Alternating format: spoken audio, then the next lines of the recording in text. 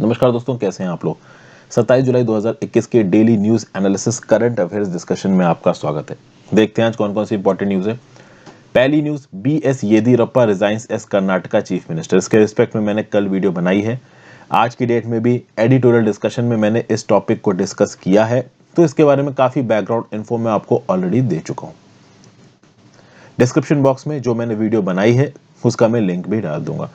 तो छोटा सा रिकैप दे देता हूं। बीएस येडियुरप्पा साहब ने अपना रेजिग्नेशन दे दिया है as chief minister of Karnataka. Governor Thawarchand Gehlot साहब से वो मिले और अपना रेजिग्नेशन उन्होंने वहां पे सबमिट कर दिया। ठीक है, अब खास बात यह है कि बीजेपी की सरकार यहाँ पे 2 साल हुआ है। 2 साल यहाँ पे चीफ मिनिस्टर रहे बीएस येदियुरप्पा। वैसे मैं आपको बता दूं, ये 8 बार एमएलए रह चुके हैं शिकारीपुरा कॉन्स्टिट्यूएंसी शिमोगा डिस्ट्रिक्ट से। लिंगायत कम्युनिटी के दिग्गजों में आते हैं येदियुरप्पा साहब, और 4 बार ये चीफ मिनिस्टर रह चुके हैं कर्नाटका के। पहला टेन्योर था इनका 12 नवंबर 2007 से 19 नवंबर 2007, केवल 7-8 दिन का ही था। दूसरा 30 मई 2008 से 31 जुलाई 2011, ये अच्छा खासा लंबा था। फिर 17 मई से 19 मई 2018, ये तो खैर ना के बराबर ही था। और 26 जुलाई 2019 से 26 जुलाई 2021, ये ठीक ठाक बढ़ा था, लगभग पूरे के पूरे 2 साल। आप अगर देखो तो येदियुरप्पा साहब लिंगायत कम्युनिटी को बिलोंग करते हो, और because of being a representative of Lingayat community इनकी काफी चलती है कर्नाटका के अंदर, इनका सिक्का चलता है कर्नाटका के अंदर। और ये 3 बार लीडर ऑफ द अपोजिशन भी रह चुके हैं कर्नाटका की लेजिस्लेटिव असेंबली में। 78 ईयर्स के। फाइनली इन्होंने यहाँ पे रिजाइन कर दिया। अब रिजाइन करने के बाद क्या पॉलिटिक्स यहाँ पे इवॉल्व होगी लिंगायत कम्युनिटी को लेके कर्नाटका के अंदर, वो देखना बाकी है। Lingayats are approximately 17% of the population of Karnataka, और नॉर्थ कर्नाटका रीजन में डोमिनेंट है लिंगायत कम्युनिटी। लगभग 224 असेंबली कॉन्स्टिट्यूएंसीज में 90 से 100 असेंबली कॉन्स्टिट्यूएंसी में लिंगायत का सिक्का चलता है। ये जिसको वोट डालेंगे वही चुनेगा, वही जीतेगा। तब चूंकि यहाँ पे सीएम येदियुरप्पा साहब ने रिजाइन कर दिया है, तो इसके बाद कौन बनेगा chief minister?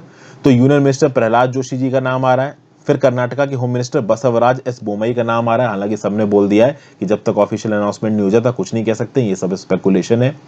Eight the same point of time मैं आपको ये भी बता दूं कि पॉलिटिक्स भी बहुत शुरू हो गई है। जब सीएम येदियुरप्पा साहब ने रिजाइन किया तो बहुत सारे लिंगायत कम्युनिटी के दिग्गज इनके पास पहुंचे। इनमें से एक श्री संगना बसव स्वामी है, कोटूर वीर शैवा शिव योग मंदिर के। इन्होंने बोला कि ये आरएसएस कंट्रोवर्सी है जिसके चलते यहाँ पे येदियुरप्पा साहब को रिजाइन करना पड़ा है। आज के एडिटोरियल में बड़ा इंटरेस्टिंग आर्टिकल मैंने आपके साथ डिस्कस किया था, जहां पे ऑरेंज फैक्शन दिखाया गया था लिंगायत्स को, और सैफरॉन फैक्शन दिखाया गया था आपका आरएसएस और बीजेपी को। और ये orange faction versus saffron faction की लड़ाई को डिस्प्ले किया गया है। कुल मिला के कर्नाटका की पॉलिटिक्स में लिंगायत कितने डोमिनेंट है इस बात को बताया गया है। तो डेफिनेटली अगर आज का एडिटोरियल नहीं देखा है तो जरूर देख लेना। जनरल स्टडीज पेपर 2 में state legislature structure, functioning, conduct of business, powers and privileges and issues arising out of these में ये न्यूज आपको काम आएगी। आगे बढ़ने से पहले वीडियो पे लाइक का बटन, अगर अब तक आपने इस वीडियो को लाइक नहीं किया है, चैनल को शेयर और सब्सक्राइब नहीं किया, कर दीजिए। ज्वाइन बटन दबा के आप हेल्प कर सकते हैं। अगर आपको मेरी वीडियो से बेनिफिट हो रहा है डेफिनेटली ज्वाइन बटन दबाइए। इंस्टाग्राम पे फॉलो कर सकते हैं और टेलीग्राम ग्रुप ज्वाइन कर लीजिए लेक्चर्स की पीडीएफ के लिए। Next article, Bengal setup panel to probe Pegasus spyware. देखिए, पेगासस स्पाईवेयर के ऊपर काफी पॉलिटिक्स चल रही है। वेस्ट बंगाल की सरकार ने रिसेंटली 2 मेंबर पैनल बनाया है जिसमें कुछ रिटायर्ड चीफ जस्टिस है। अभी एक तो रिटायर्ड सुप्रीम कोर्ट के जज हैं आपके जस्टिस मदम भीमराव लोकुर साहब, और कलकत्ता हाई कोर्ट के रिटायर्ड चीफ जस्टिस हैं ज्योतिर्मय भट्टाचार्य। अब देखिए, समझिए, इस कमेटी के बनने में भी एक पॉलिटिक्स है। बंगाल में सरकार किसकी है? तृणमूल कांग्रेस की है। ये तृणमूल कांग्रेस की सरकार किसके अगेंस्ट बात करेगी? बीजेपी के अगेंस्ट। और बीजेपी की ही ऊपर इल्जाम लग रहा है पेगासस स्पाईवेयर को लेके। पूरी की पूरी पार्लियामेंट डिसफंक्शनल हो गई इस पर्टिकुलर इशू को लेके।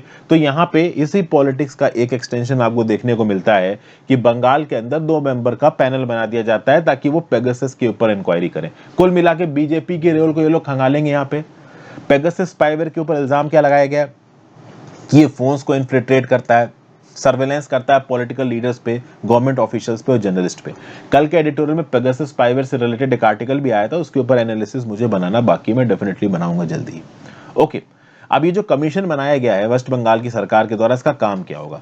इसका काम ये होगा कि सबसे पहले तो ये इस बात की इंक्वायरी करेगा कि कितने इंटरसेप्शन किए गए हैं पेगासस स्पाईवेयर के द्वारा, और जब ये इंटरसेप्शन किए गए हैं तो कौन कौन इन इंटरसेप्शन में इन्वॉल्व था। क्या वो स्टेट एक्टर यानी सरकारी लोग थे, या नॉन स्टेटर यानी कि मतलब सरकारी नहीं थे, क्या प्राइवेट लोग थे जो इस प्रकार का इंटरसेप्शन कर रहे थे। फिर खास बात यह है कि क्या मैकेनिज्म है, किस प्रकार से स्पाईवेयर मालवेयर काम करता है इस प्रकार के इंटरसेप्शन को करने के लिए, और क्या पेगासस जो कि एनएसओ ग्रुप टेक्नोलॉजीज का है, क्या इसके अलावा और भी कुछ ऐसे सॉफ्टवेयर सर्कुलेट कर रहे हैं, क्या कोई और भी ऐसी कंपनी है जो इस प्रकार का इंटरसेप्शन कर रही हो। इस बात की भी जानकारी निकालने को बोला गया है इस वेस्ट बंगाल ने जो कमेटी बनाई है इसके द्वारा।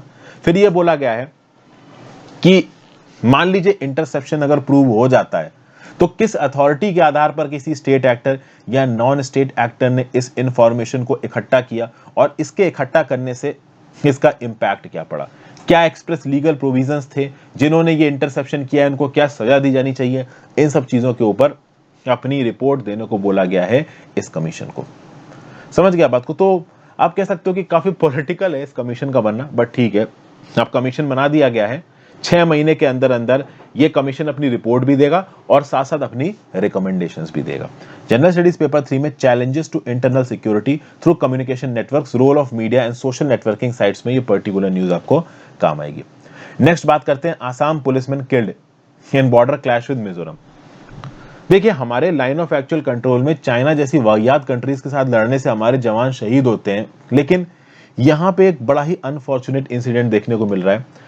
आसाम की पुलिस और मिजोरम की पुलिस और मिजोरम के लोग, ये लोग आपस में भिड़ रहे हैं और इसके चलते यहाँ पे जान जा रही है।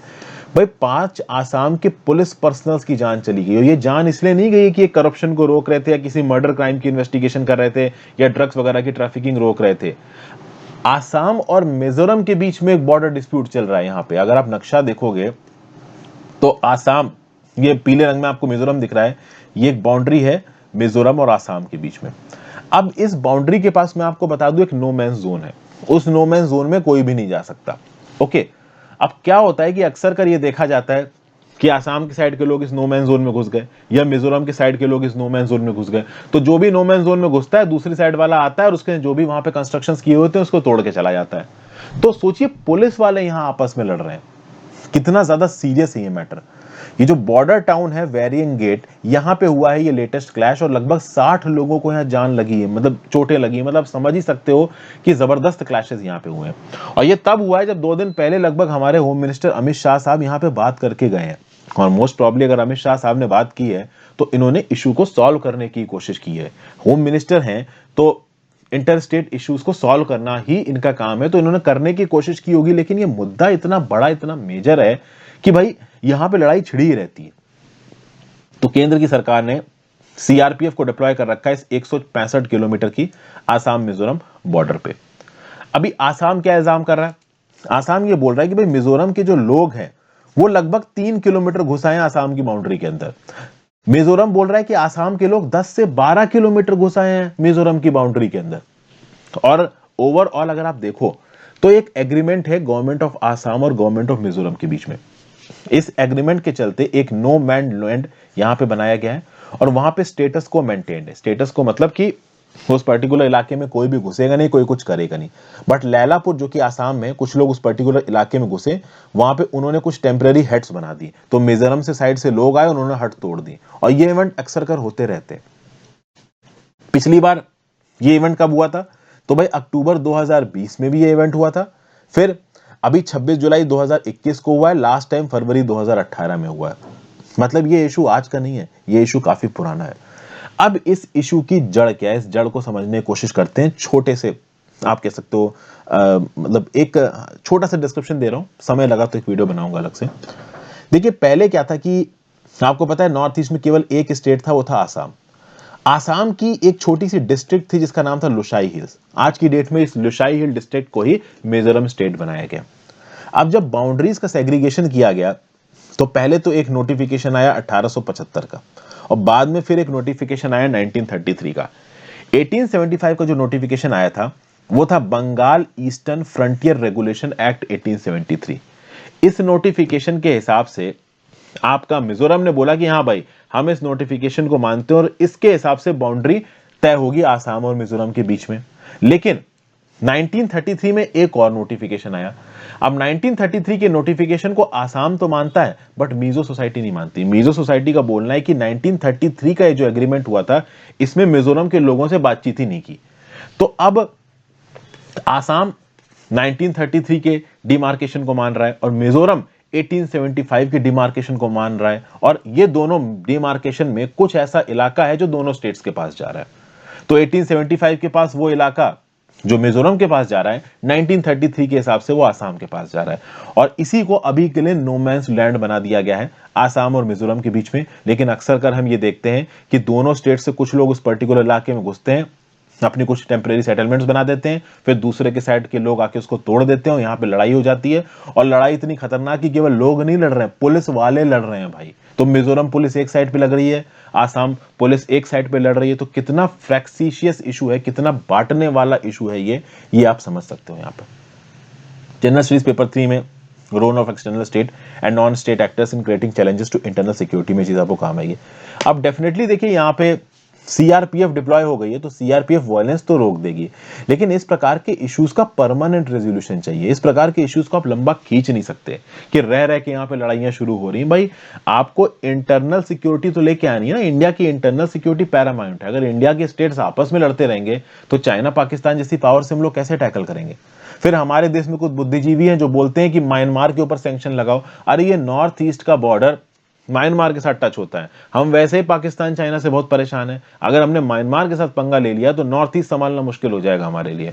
लेकिन बहुत कुछ बुद्धिजीवी हमारे यहाँ पे जो कहते हैं कि म्यांमार के ऊपर सैंक्शन लगा दो, उन्होंने डेमोक्रेसी हटा दी है, ऐसे भी लोग हैं। चलिए वो सबका अपना व्यू पॉइंट होता है। जनरल स्टडीज पेपर 3 में role of external state and non state actors in creating challenges to internal security में ये न्यूज आपको काम आएगी। नेक्स्ट न्यूज है microbes found about desirable limits in Yamuna.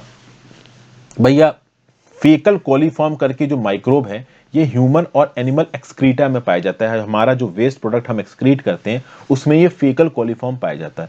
ये फीकल कोलीफॉर्म माइक्रोब हमारे चारों तरफ एग्जिस्ट करता है, पानी में भी कुछ हद तक एग्जिस्ट करता है, ये सबको पता है।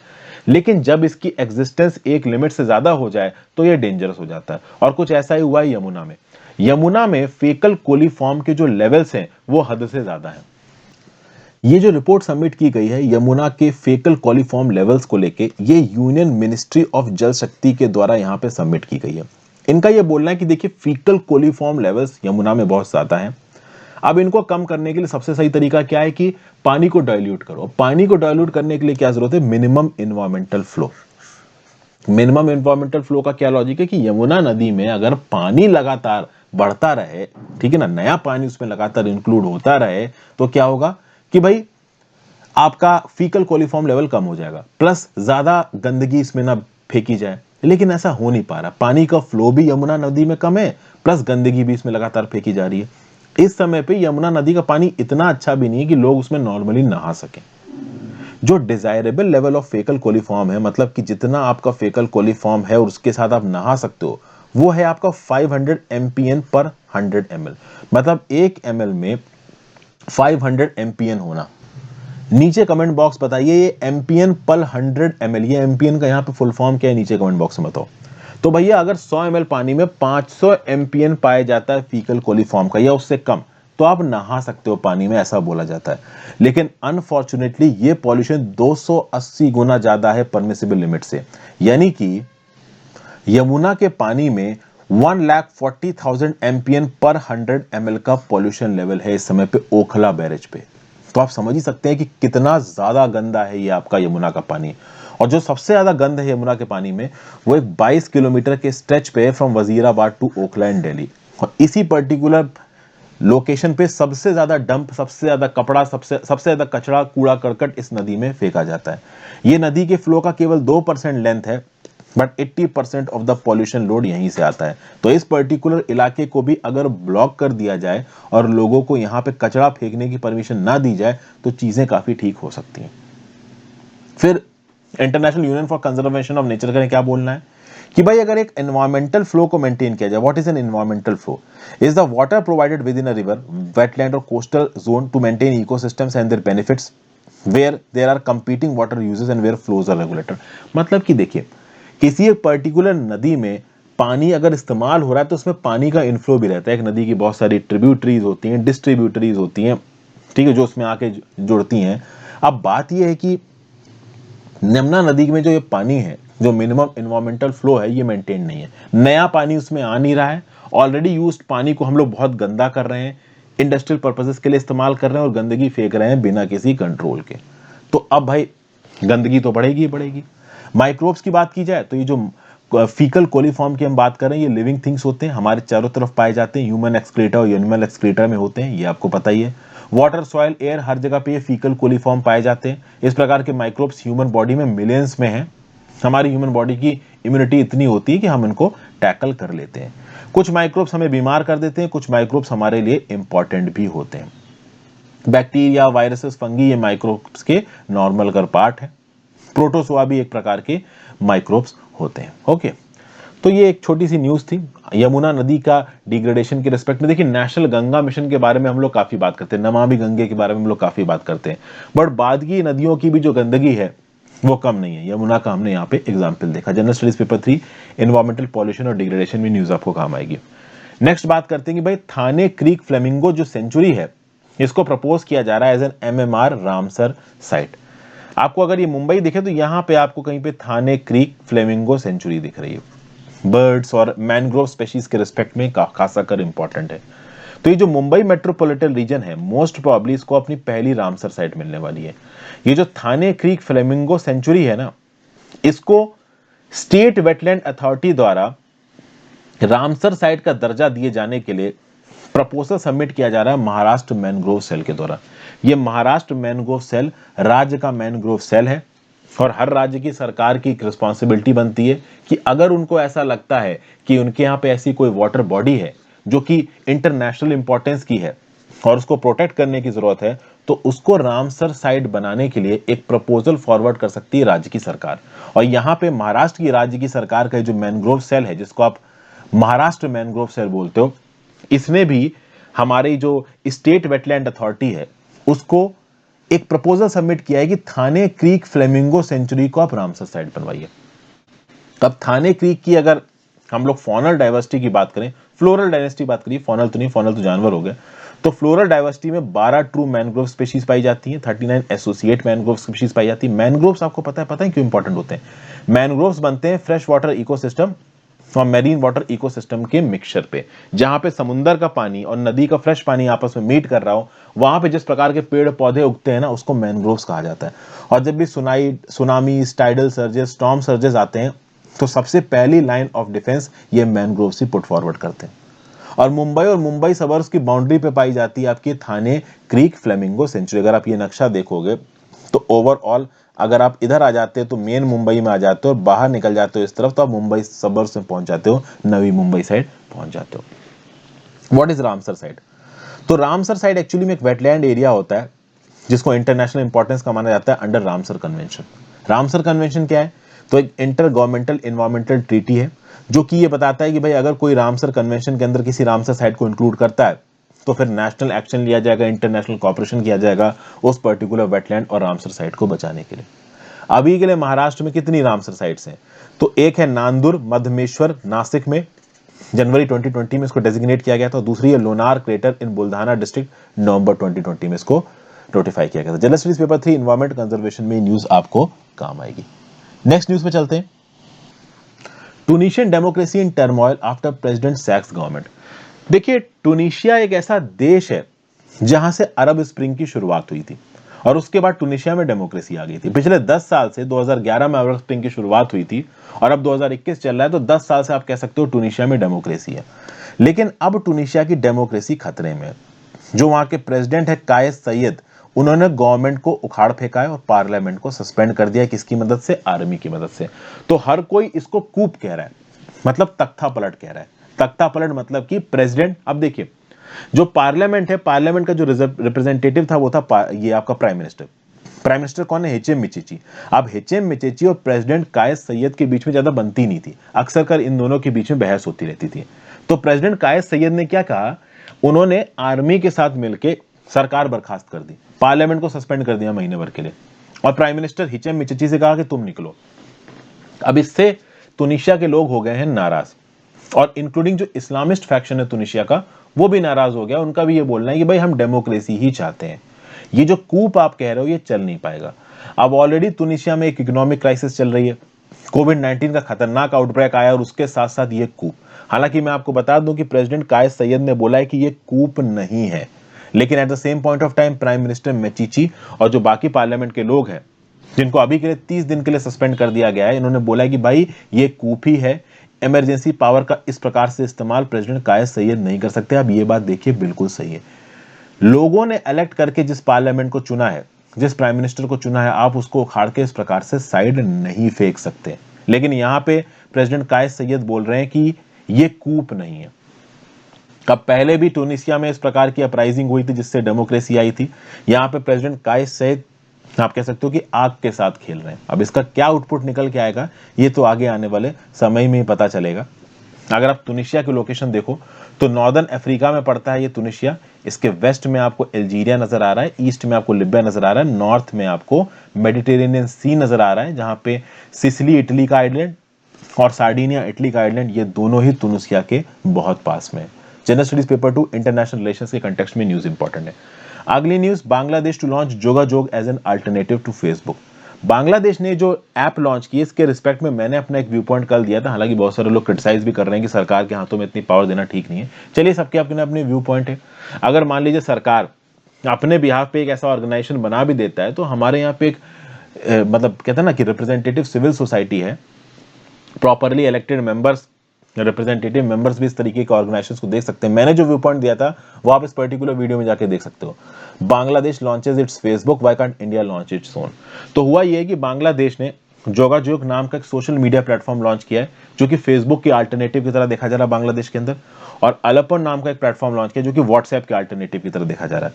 मैं आपको बता दूं, जूम जो ऑनलाइन कॉलिंग ऐप है इसके अल्टरनेटिव की तरह बांग्लादेश पहले ही बोयथोक ऐप लॉन्च कर चुका है और कोविड-19 वैक्सीन रजिस्ट्रेशन के लिए शुरू होगा। हालांकि हमारे यहाँ पे भी कोविड-19 वैक्सीन रजिस्ट्रेशन के लिए कोविन ऐप है, ओके, बट फेसबुक और व्हाट्सएप जैसे ऐप्स भारत सरकार के द्वारा जो प्रमोटेड है वो नहीं है। अब व्हाट्सएप जैसे बहुत ऐप है, टेलीग्राम है, सिग्नल है, ऐपों की कमी नहीं है, सोशल मीडिया प्लेटफॉर्म्स की भी कमी नहीं है, लेकिन ये प्लेटफॉर्म सरकार की मदद के बिना फेसबुक जैसे जायंट से टक्कर नहीं ले सकते।